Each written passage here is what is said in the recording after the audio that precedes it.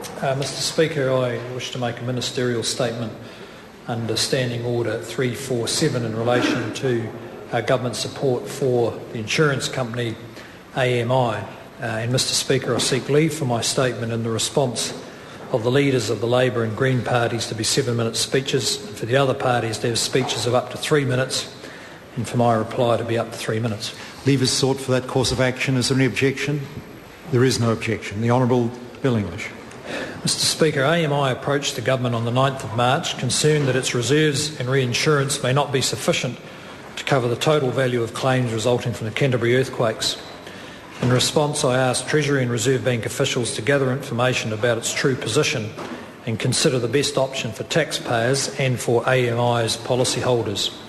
AMI Insurance is New Zealand's second largest residential insurer with 485,000 policyholders and 800 staff, primarily insuring residential property. In Christchurch, it has 85,000 policyholders, about 35% of the residential insurance market. The Government rejected the option of doing nothing.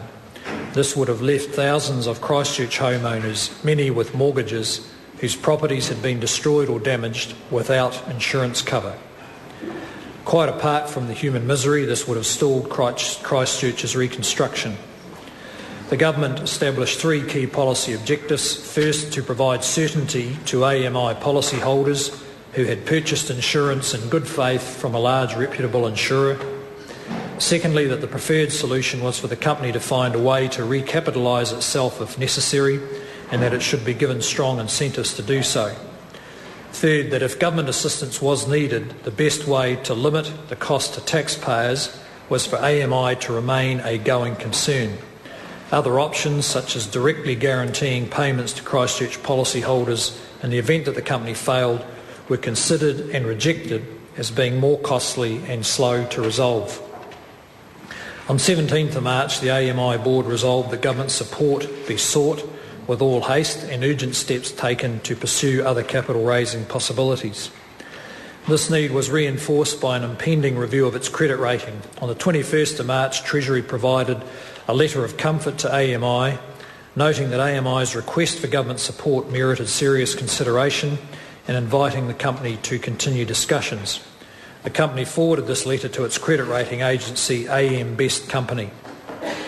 On the 23rd of March, AM Best downgraded AMI's rating for claims paying ability 2 notches, from A+ to A- on review with negative implications.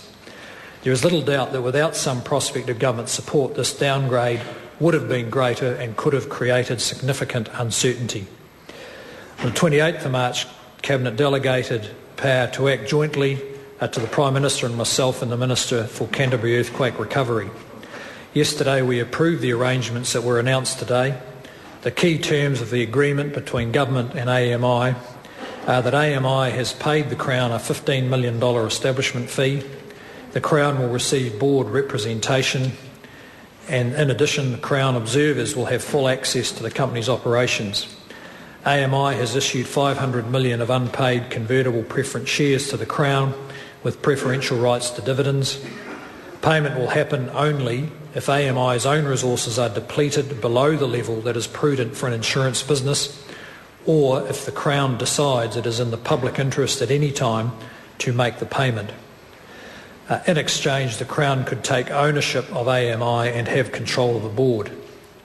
The Crown also has the option of taking ownership if necessary by making a partial payment of $100 million at any time.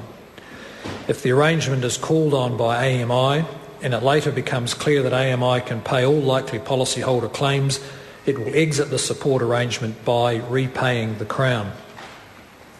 The arrangement also provides for maintenance of customer service standards by AMI. The eventual cost to the Crown is impossible to know precisely. Plausible ranges extend from zero, where current resources would prove to be sufficient, up to $1 billion. The potential $500 million injection will allow the company to keep operating and give it time to see a long-term solution. Policyholders will be protected whatever the outcome. These arrangements mean that all claims by AMA policyholders will be met. AMI's situation is unique, and while the government entered this arrangement reluctantly. AMI was the leading insurer in a region subject to 2 earthquakes in short succession. Christchurch is an area where AMI has a particular concentration of policy holders, and moreover, being owned by its policy holders, it had little ability to raise new capital quickly. I can confirm that we know of no other larger insurance company in a similar position. The insurance sector as a whole remains sound. The government did enter this arrangement reluctantly. There is a possibility that it may not have to inject capital at all, but if it does, then it does not intend to become a long-term shareholder.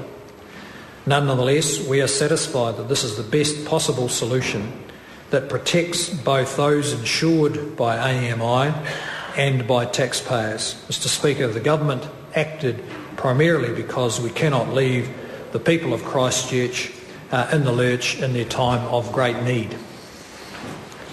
The Honourable David Cunliffe. Mr. Speaker.